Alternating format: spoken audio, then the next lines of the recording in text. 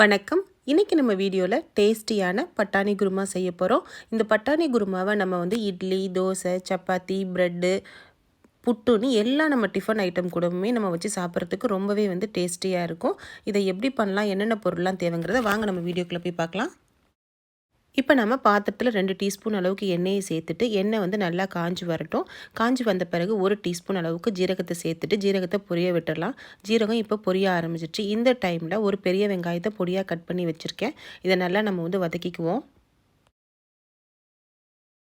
வெங்காயம் வதங்கி வர டைமில் தேவையான அளவு உப்பு சேர்த்துட்டு ஒரு 5 பச்சை மிளகாய் நான் சேர்த்துக்கிறேன். உங்களுடைய காரத்துக்கு தகுந்த மாதிரி நீங்கள் மிளகாவை சேர்த்துக்கோங்க. இப்போ பச்சை மிளகாவை சேர்த்து வதக்கிட்டு வெங்காயம் பச்சை மிளகாய் எல்லாம் வதங்கி வந்த பிறகு 1 டேபிள் ஸ்பூன் அளவுக்கு இஞ்சி பூண்டை சேர்த்துட்டு இஞ்சி பூண்டோட பச்சை வாசம் போகிற அளவுக்கு நல்லா வதக்கிக்கோங்க. இஞ்சி பூண்டை சேர்த்து நம்ம வதக்கிறப்ப லோ ஃப்ளேமில் வச்சு வதக்குனீங்க அப்படின்னா அடிபிடிக்காமல் நமக்கு இருக்கும். இல்லைனா சைடு ஓரங்கள்லாம் கருக ஆரம்பிக்கும். இப்போ நல்லா இஞ்சி பூண்டு வதங்கி வாசம் வர ஆரம்பிச்சிச்சு. இந்த டைமில் அதை ஒரு தக்காளியை கட் பண்ணி வச்சுருக்கேன். அதையும் சேர்த்து நம்ம வதக்கிக்கலாம். வெங்காயம் தக்காளி வதங்கி நம்ம விட்ட எண்ணெய் எல்லாமே பிரிஞ்சு மேலே வர ஆரம்பிச்சிச்சு. இந்த டைமில் 1 டேபிள் ஸ்பூன் மிளகாத்தூள், 2 டேபிள் ஸ்பூன் அளவுக்கு மல்லிப்பொடியை சேர்த்துக்கலாம். மிளகாத்தூளை விட மல்லிப்பொடி அதிகமாக சேர்த்து செய்கிறப்ப ரொம்பவே நல்லாயிருக்கும். இப்போ மிளகாத்தூள் மல்லித்தூளை நல்லா பச்சை வாசனை போகிற அளவுக்கு நல்லா வதக்கிக்கிட்டு இது கூட ஒரு 1/2 டம்ளர் அளவுக்கு தண்ணியை நம்ம சேர்த்துக்கலாம். 1 கப் பச்சை பட்டாணியை 5 மணி நேரத்துக்கு ஊற வச்சு 2 விசில் விட்டு வேக வச்சுருக்கேன். நம்ம வேக வச்ச பட்டாணிலேருந்து ஒரு 2 டேபிள் ஸ்பூன் அளவுக்கு மட்டும் ஒரு மிக்ஸி ஜாரில் எடுத்துகிட்டு கொஞ்சமாக தண்ணி சேர்த்து நைஸாக அரைச்சி வச்சுக்கோங்க.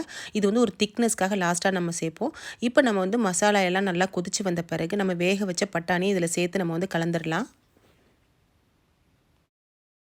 லாஸ்ட்டாக நம்ம அரைச்சி வச்ச பட்டாணி பேஸ்ட்டை இது கூட சேர்த்து கலக்கிறப்ப திக்கான ஒரு கிரேவி பக்குவத்துக்கு நமக்கு வந்துடும்.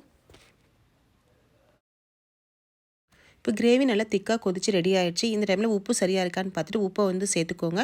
லாஸ்ட்டாக 1 டீஸ்பூன் அளவுக்கு கரம் மசாலா பொடியை சேர்த்துக்கிறேன். இந்த கரம் மசாலா பொடியை நம்ம சேர்க்குறப்ப நல்ல ஒரு ஃப்ளேவரும் கொடுக்கும், டேஸ்டியாகவும் இருக்கும் இந்த கிரேவிக்கு.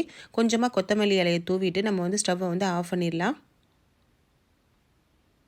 இப்போ சூப்பராக டேஸ்டியாக ஹெல்த்தியாக நம்ம பட்டாணி மசாலா ரெடி பண்ணியாச்சு. ஃப்ரெண்ட்ஸ், உங்களுக்கு இந்த வீடியோ பிடிச்சிருந்துச்சுன்னா லைக் பண்ணுங்கள், உங்கள் நண்பர்களுக்கெல்லாம் ஷேர் பண்ணுங்கள். கூடவே நம்ம சேனலை மறக்காமல் சப்ஸ்கிரைப் பண்ணிக்கோங்க. தேங்க்யூ.